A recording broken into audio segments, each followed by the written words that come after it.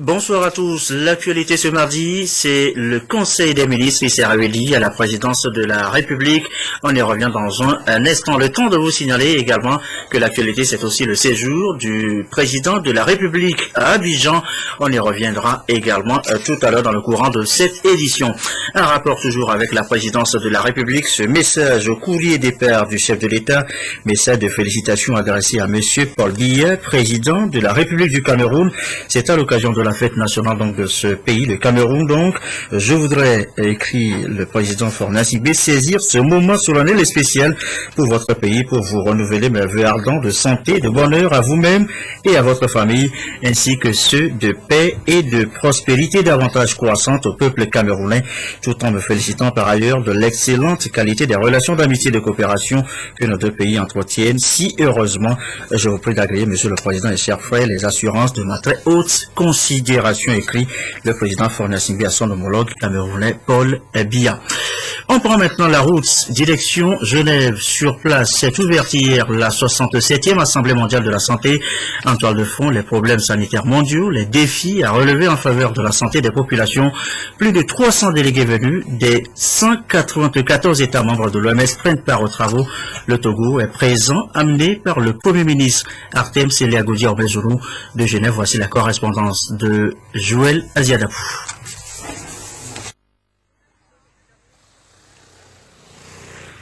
C'est au Palais des Nations à Genève en Suisse qu'a démarré ce lundi la 67e Assemblée mondiale de la santé qui a regroupé plus de 3000 délégués issus des 194 États membres de l'OMS, l'Organisation mondiale de la santé.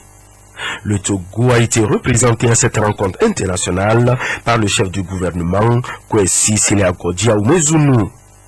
À l'ouverture des travaux de cette 67e Assemblée consacrée aux conséquences du changement climatique sur la santé des populations, la directrice générale de l'OMS ainsi que les différents intervenants ont plaidé en faveur d'une approche multisectorielle qui permet d'agir sur tous les fronts pour garantir un meilleur cadre de vie et donc une bonne santé.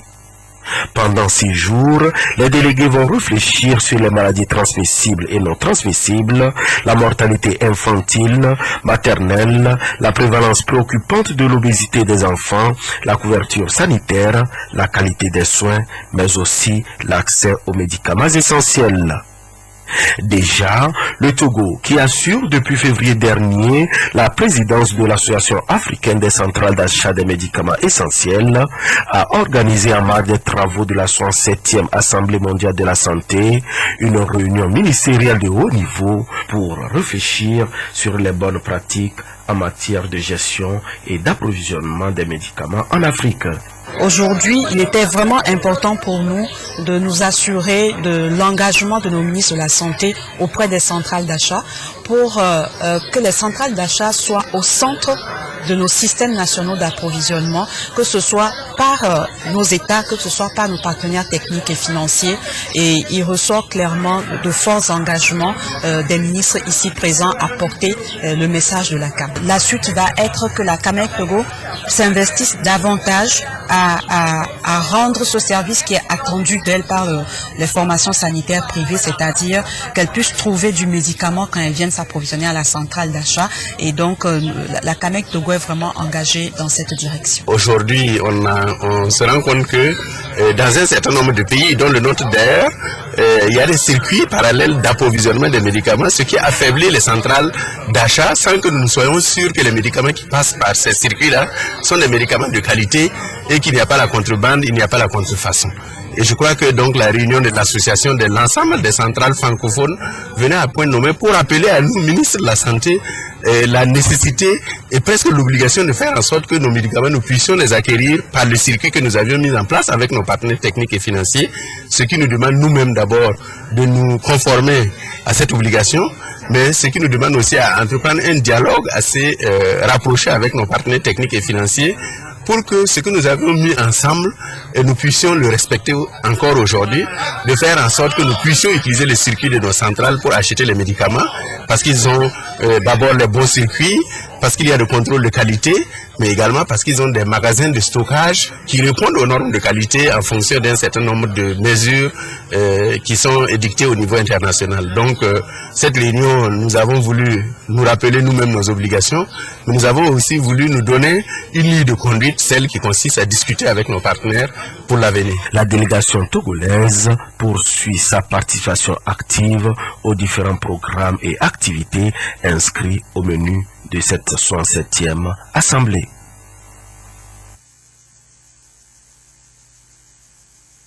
Je vous l'annonçais tout à l'heure en début de journal, le Conseil des ministres s'est réuni ce mardi à la présidence de la République. Et voici le compte rendu avec la ministre de la Communication, de la Culture, des Arts et de la Formation civique. Le Conseil des ministres s'est réuni le 19 mai 2014 au palais de la présidence de la République sous l'autorité du chef de l'État. Au cours de ces travaux, le Conseil a adopté 3 projets de décret et a suivi 2 communications. Le premier projet de décret adopté par le Conseil des ministres porte dissolution de la Société de location de matériel, en abrégé SLM.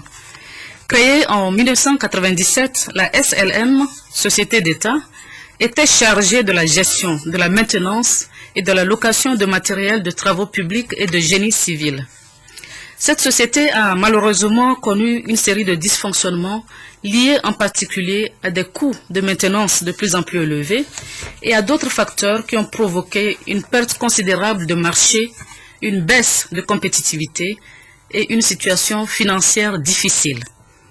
L'État a donc décidé de dissoudre la SLM et de nommer un liquidateur. Le Conseil a également adopté un décret portant dissolution de la librairie des mutuelles scolaires, la LUMUSCO.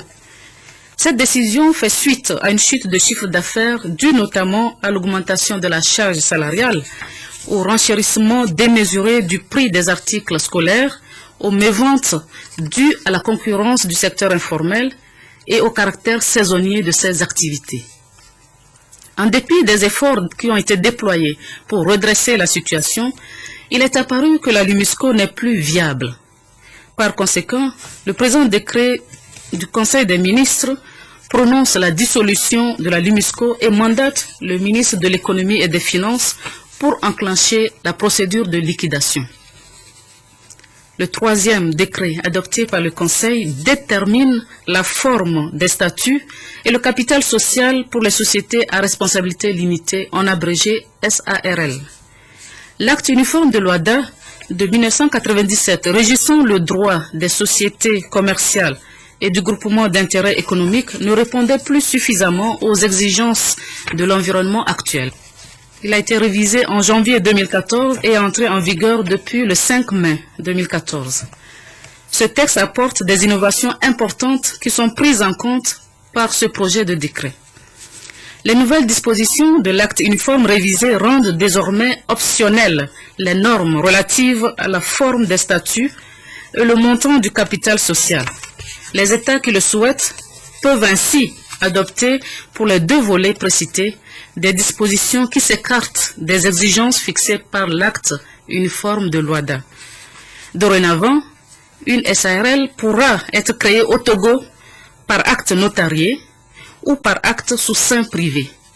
Elle devra avoir un capital minimal de 100 000 francs CFA, alors qu'auparavant, le capital social minimal requis était de 1 million de francs CFA. Ces nouvelles mesures offrent une opportunité aux personnes qui ont des talents mais qui sont sans grandes ressources, de faire face à des frais de création d'entreprises plus réduits. La simplification des procédures encouragera par ailleurs le secteur informel à procéder aux formalités de création d'entreprises, ce qui permettra de générer des emplois et d'accélérer la relance économique dans notre pays. Au titre des communications, le Conseil des ministres a suivi un exposé du ministre de l'Environnement et des Ressources forestières sur la ratification de notre pays du protocole de Kyoto à la Convention cadre des Nations Unies sur les changements climatiques. Compte tenu des menaces encourues par notre planète du fait des changements climatiques, La Convention cadre des Nations Unies sur les changements climatiques a connu des amendements successifs qui tiennent compte des insuffisances observées dans la mise en œuvre de cette convention internationale. Le protocole de Kyoto se situe dans cette dynamique. Il a expiré en décembre 2012 et a été prorogé jusqu'en 2020.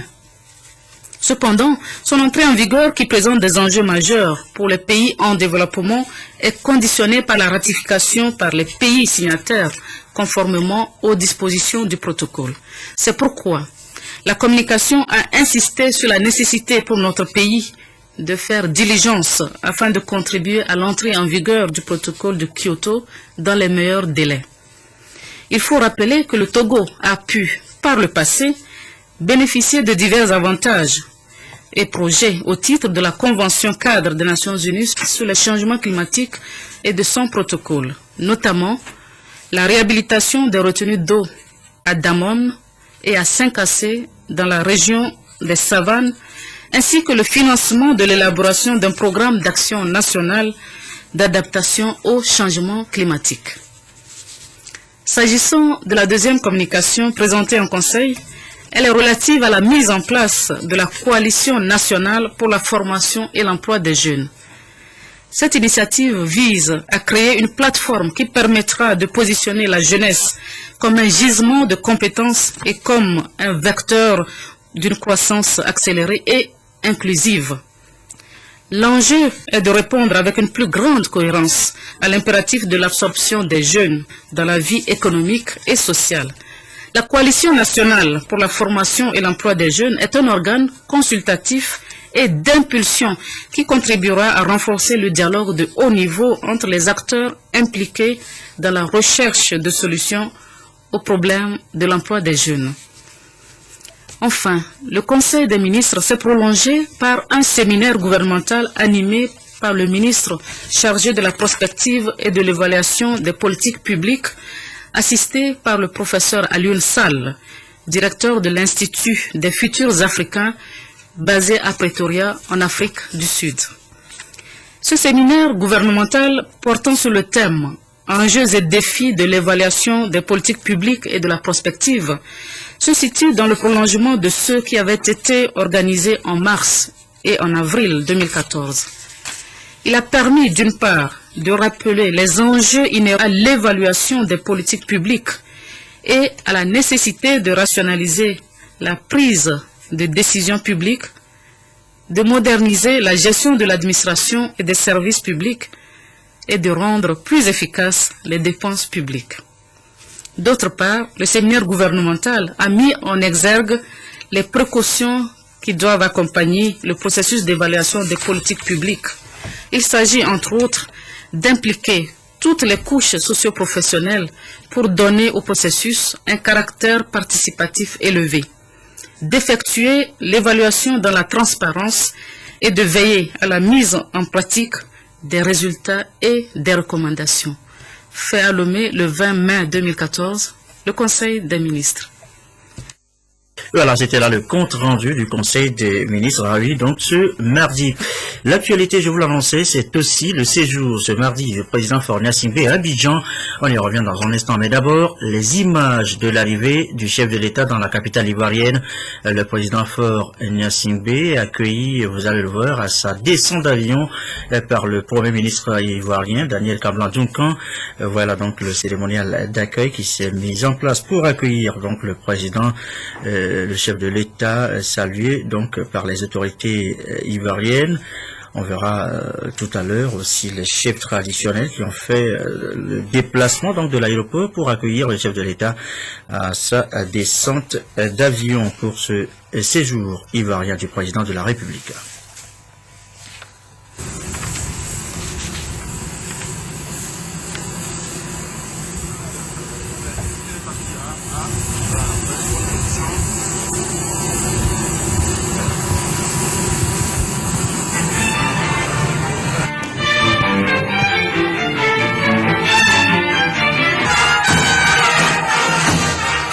Ivoirien avant que le chef de l'État ne soit conduit dans ses appartements auprès donc du président Alassane Ouattara. Au menu de cette visite, la coopération bilatérale entre Abidjan et Lomé. Les deux chefs d'État, Faure Gnassingbe et Alassane Ouattara, ont fait le tour d'horizon des questions de la sous-région, l'UEMOA, la CEDEAO, le Mali, la Guinée-Bissau, le Nigeria. Voici le compte rendu avec Aimé Avalo. Une journée bien remplie pour Alassane Ouattara et son homologue togolais Faure Gnassingbe. Dans la capitale ivoirienne, les deux chefs d'État ont exploré ce mardi, bien entendu, les questions bilatérales, mais aussi régionales. L'UEMOA, la CEDEAO, le Mali, la Guinée-Bissau et le Nigeria. Nous avons profité de votre séjour pour faire le point de nos relations bilatérales. Nous avons parlé bien sûr de la sous-région, notamment la situation au Mali, au Nigeria. Et je pense que l'UEMOA a un rôle important à jouer. Et nous sommes heureux de ce qui s'est passé en Guinée-Bissau avant-hier, grâce à nos efforts à tous. Et moi, je félicite le soutien que vous m'avez apporté pendant ma présidence à la tête de la CEDEAO. Et je voudrais vous dire à quel point le peuple ivoirien est attaché et reconnaissant au peuple togolais. Je voudrais vous remercier pour l'aimable invitation que vous m'avez adressée. Je n'ai pas pu venir au sommet de la CEDEAO au mois de mars pour vous féliciter pour votre impressionnant bilan que vous avez eu à la tête de la CEDEAO. Nous sommes quelques-uns à avoir espéré qu'on pourrait vous convaincre de poursuivre, mais cela n'a pas été possible. Je crois que votre pays, la Côte d'Ivoire, a besoin de vous. Mais nous avons cette chance que quand la Côte d'Ivoire va bien, la sous-région va bien, l'UEMOA va bien. Donc le travail que vous faites ici, dans ce pays d'accueil de beaucoup de nos ressortissants, beaucoup de Togolais vivent ici. Dans ce travail, nous en profitons tous. Et je crois que nous goûtons aux fruits du retour de la paix et de la reprise économique impressionnante de votre pays. Naturellement, nous avons aussi parlé du Mali, vous l'avez dit, pour déplorer et condamner ce qui s'est passé à Kidal. Vous le rappeliez, nous avons eu au moins une dizaine de sommets ou 11 sommets en 12 mois sur ce sujet. Les élections se sont bien déroulées grâce à votre leadership et aux efforts de la communauté internationale. Il n'est pas acceptable que la paix et la stabilité soient remises en cause au Mali. Nous espérons que les uns et les autres sauront la raison garder et que la réconciliation, la paix et le développement économique que le peuple malien mérite viendra. Nous avons également parlé de la situation au Nigeria pour dire notre compassion vis-à-vis des familles dont les filles ont été arrachées et dont on ne sait pas où elles se trouvent aujourd'hui, et souhaiter qu'il y ait une vigilance accrue dans notre espace, l'espace CEDEAO et de la communauté internationale vis-à-vis des actes terroristes. Ce qui se passe et ce qui s'est passé au Nigeria n'est pas acceptable. Et comme on le dit, vous avez parlé tout à l'heure de le président Yadema qui disait que quand la maison de votre voisin brûle, aidez-le à éteindre le feu. Parce que demain, si ce phénomène s'installe dans notre sous-région et que ces terroristes sont affaiblis ou vaincus au Nigeria, ils chercheront peut-être à sévir dans d'autres pays. Donc nous devons tous nous mobiliser pour combattre ce fléau. Et nous voulons dire notre entière solidarité au peuple nigérian dans cette sous-région. Nous nous sentons aussi offensés, aussi attaqués qu'eux. Et les efforts qui sont faits, je crois, verront la participation de tout le monde. Et puis enfin, j'ai voulu dire au président Ouattara que bientôt, nous tous, nous allons prendre un maillot de football de la Côte d'Ivoire parce que ça va être la Coupe du Monde et les éléphants qui vont avec d'autres pays porter le football ouest-africain. J'espère que les éléphants iront aussi loin que possible. Je vous remercie. Merci.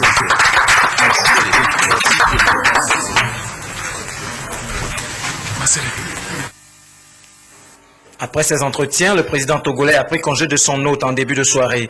Il a été salué à son départ par le premier ministre ivoirien, un blanc d'un camp.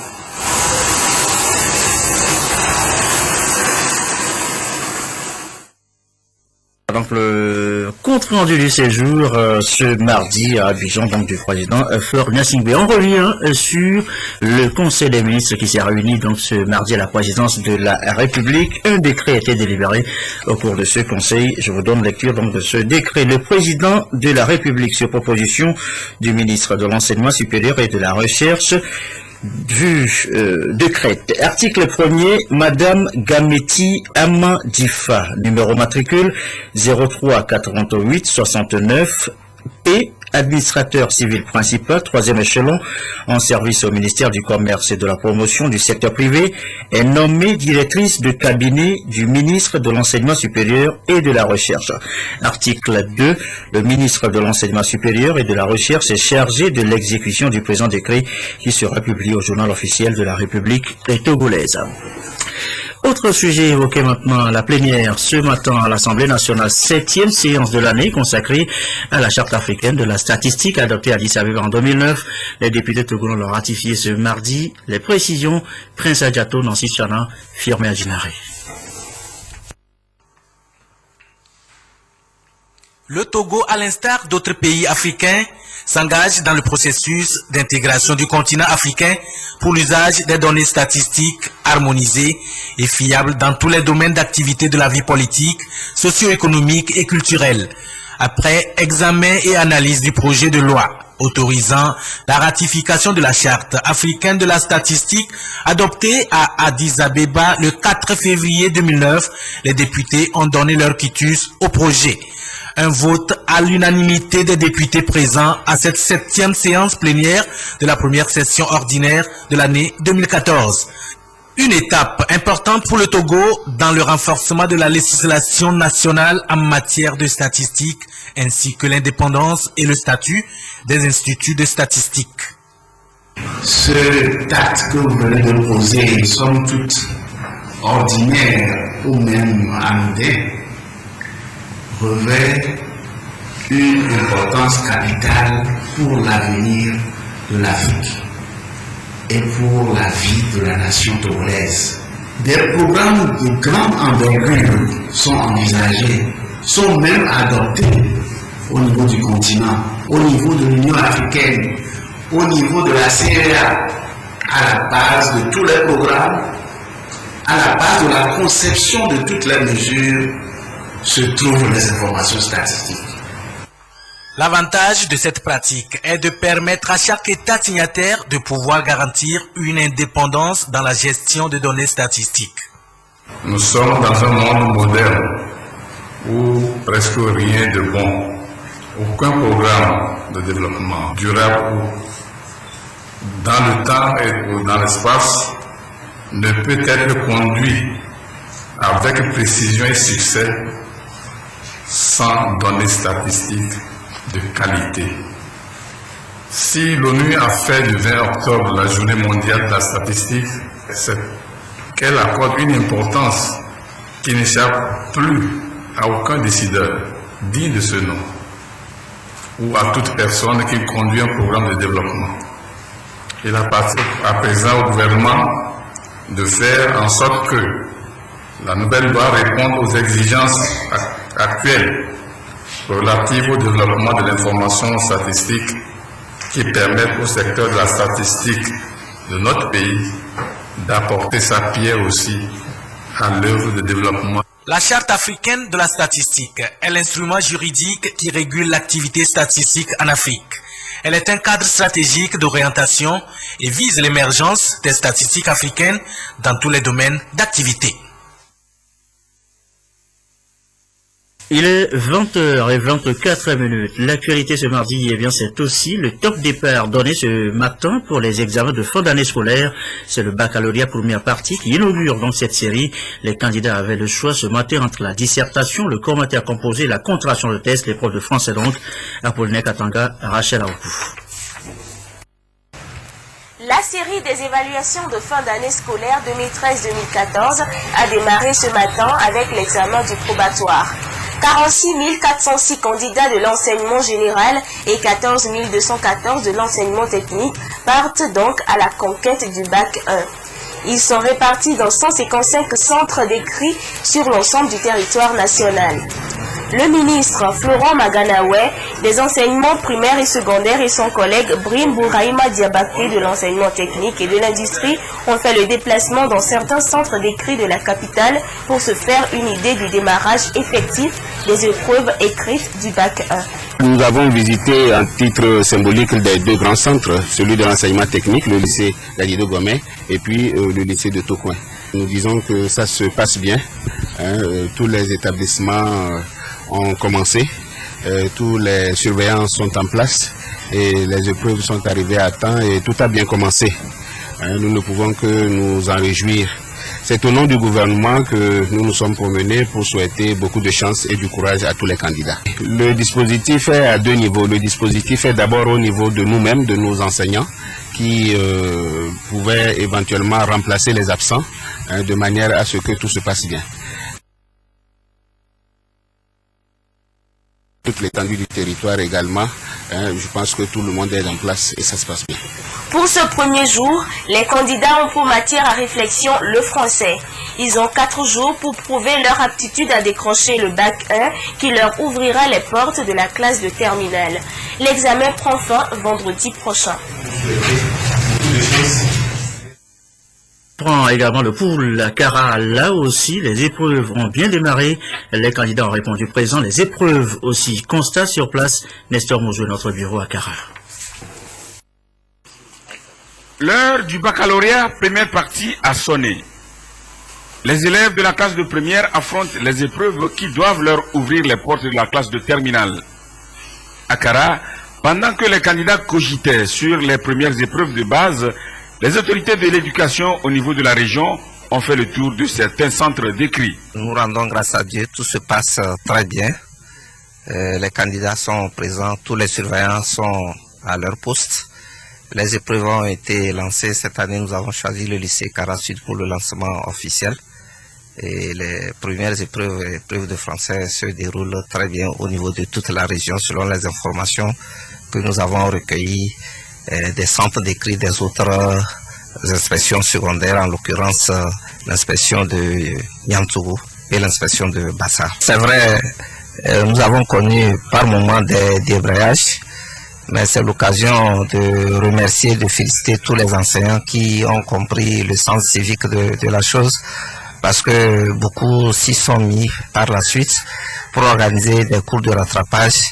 Et aujourd'hui, nous pouvons vous rassurer que la plupart ont pu achever leur programme, donc on n'a pas trop d'inquiétude.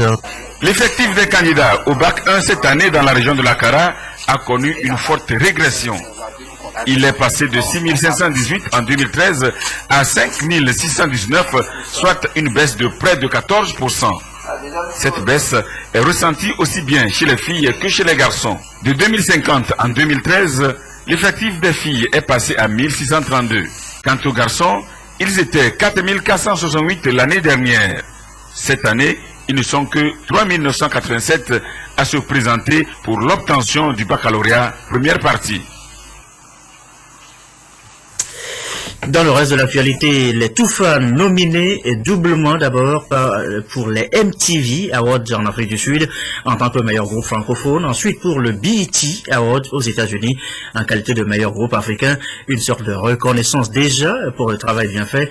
On en parle dans un instant avec les concernés au plateau avec nous, mais d'abord le parcours des garçons aimés à Balou.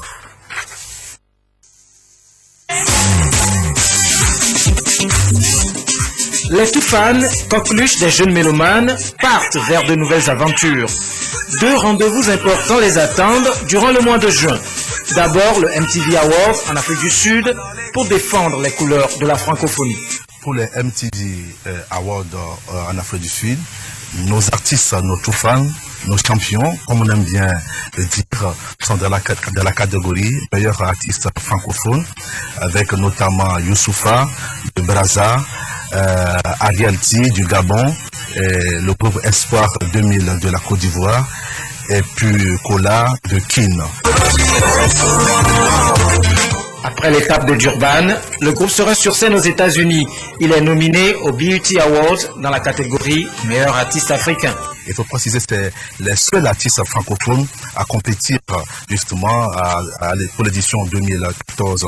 Et c'est donc une occasion pour les tout fans de se comparer au grand nom de la musique internationale, les Beyoncé, les Jay-Z, les Chris Brown qui sont là. C'est par vote. Et il faut aller sur le site de BET Awards et vous allez voir que c'est facile à faire et on a besoin. Tous ceux qui aiment le Kulkache, tous ceux qui aiment le Goeta, il faut aller voter et les Toufans seront très reconnaissants parce que votre vote constituera justement le socle de la victoire des Toufans aux États-Unis pour le rayonnement de la musique togolaise et à partant de ça, de la musique africaine parce qu'ils représentent toute l'Afrique au niveau donc de ces awards. En 2006, le groupe faisait son entrée fracassante sur scène avec Obragada pour accompagner les éperviers du Togo à la Coupe du Monde de football. Puis cartonne en 2011 avec l'emblématique Kulkache avant de s'imposer définitivement il y a un an par un concept tout aussi explosif, le Goeta.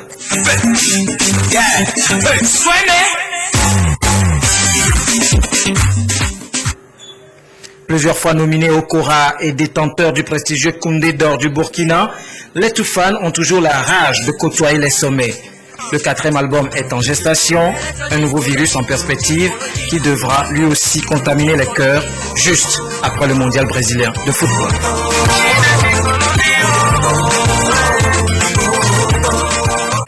Alors les Toufans, bonsoir. Et merci d'avoir accepté notre invitation. Comment vous vous sentez face à cette double nomination aux Awards en Afrique du Sud et aux États-Unis? Comment vous sentez? Qu'est-ce que vous anime? C'est un sentiment de très grande joie qui nous anime chaque jour que nous nous réveillons. Pour nous, c'est un peu la consécration, on peut dire aujourd'hui, parce que être quand même nominé à de telles cérémonies, il faut avoir consenti beaucoup de travail. Et je pense que c'est le fruit du travail de beaucoup d'années qui quand même s'est fait remarquer un peu partout dans le monde. Et aujourd'hui, Toufan au BET, MTV, voilà, on ne peut que remercier en Afrique du Sud, c'est pour le 1er juin, le 7 juin. Le 7 juin. Voilà, et le MT. C'est énorme aussi aux États-Unis, c'est énorme aussi. Est-ce que vous pensez déjà, c'est une sorte de reconnaissance, mais là c'est la compétition, vous y pensez? Comment vous préparez? Mais moi je dirais déjà que au départ c'est Barabas.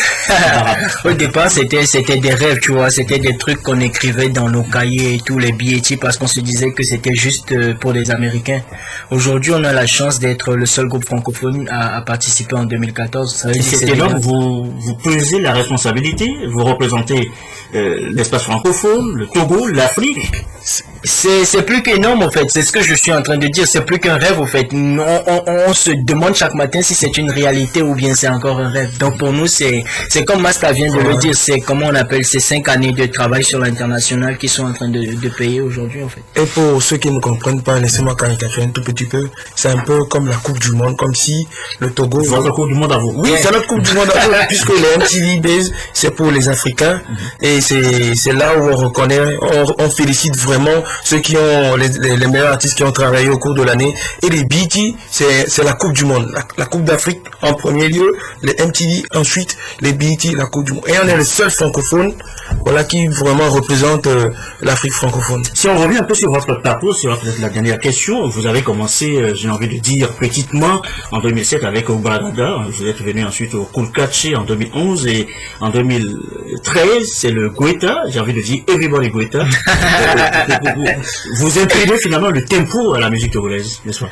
Ouais, pour nous c'est que le début, comme on a l'habitude de le dire, on est créateur de concepts, on chante, on danse et tout, et comme on le dit aujourd'hui c'est le Goeta, hier c'était le Goeta. Vous avez réussi à casser le rythme ghanéen.